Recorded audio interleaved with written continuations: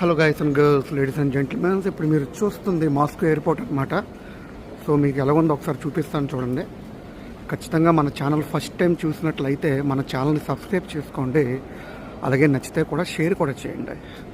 ఇది మొత్తం Moscow airport అనమాట. ఇలా ఉంటుంది. క్రౌడ్ అయితే అంతగా లేదు, బికాజ్ ఇదంత సీజన్ అయితే కాదు. సో అలా మనం ఇప్పుడు ఇంటర్నేషనల్ గేట్కి వెళ్ళాలి, డిపార్చర్కి. సైడ్ అయితే ఇలా ఉంటుంది, పైన అయితే ఇలా ఉంటుంది. సో ఇది మొత్తం మాస్కో ఇంటర్నేషనల్ ఎయిర్పోర్ట్ అనమాట. మన గేట్ నెంబర్ ఇంకా ముందుకు వెళ్ళాలి. We have to go. And మీరు ఇక్కడ చూస్తే ఎలివేటర్స్ కూడా ఉన్నాయి. సో ఎవరైనా మాస్కో ఎయిర్పోర్ట్ చూడాలనుకుంటే ఈ వీడియో చూడండి. ఇంకా ముందుకు వెళ్తున్నాం. ముందుకు వెళ్ళిన తర్వాత ఇంకా ఏమేమి ఉన్నాయో అది కూడా నేను మీకు చూపిస్తాను. ఇక్కడ చూస్తే మనీ ఎక్స్చేంజ్, మనం ఏమన్నా వేరే కంట్రీకి వెళ్తే మనీ ఎక్స్చేంజ్ చేసుకోవడానికి అదంతా పార్కింగ్ జోన్ అనమాట, వెహికల్స్కి, కార్స్కి.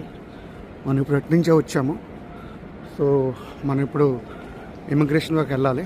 సో మీరు చూస్తున్నారు కదా ఆ లాంగ్వేజ్, ఇంటర్నేషనల్ డిపార్చర్స్ స్ట్రైట్గా వెళ్ళాలి, చెక్-ఇన్కి కూడా స్ట్రైట్గా వెళ్ళాలి. ఇప్పుడు మనం చెక్-ఇన్ చేయబోతున్నాం. మాస్కో టు సెయింట్ పీటర్స్బర్గ్ కూడా వెళ్తున్నాం కాబట్టి మీకు ఈ మాస్కో ఎయిర్పోర్ట్ అయితే మీకు చూపిస్తున్నాను.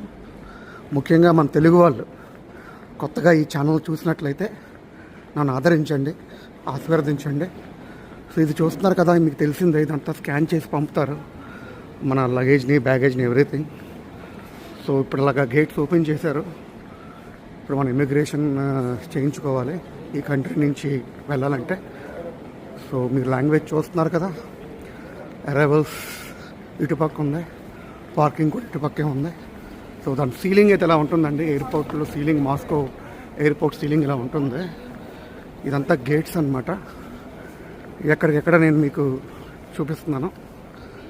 పక్కన కాఫీ షాప్స్, అంత అంటే జనాలు అంత ఎక్కువగా లేరు, ఎందుకంటే ఇది సీజన్ కాదు కదా, అందుకు ఇప్పుడే రావాలి. పబ్లిక్ క్రౌడ్ ఎక్కువ ఉన్నప్పుడు చాలా చిందరమందరగా, గందరగోళంగా ఉంటుంది.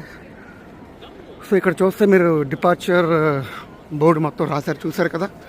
ఇదంతా మీరు చూశారు. డిపార్చర్ ఎప్పుడెప్పుడు ఏ కంట్రీకి ఏ ఫ్లైట్స్ అన్నది డిపార్చర్ బోర్డు మనకి రాసుంది. సో ఇదన్నమాట సో మాస్కో ఎయిర్పోర్ట్.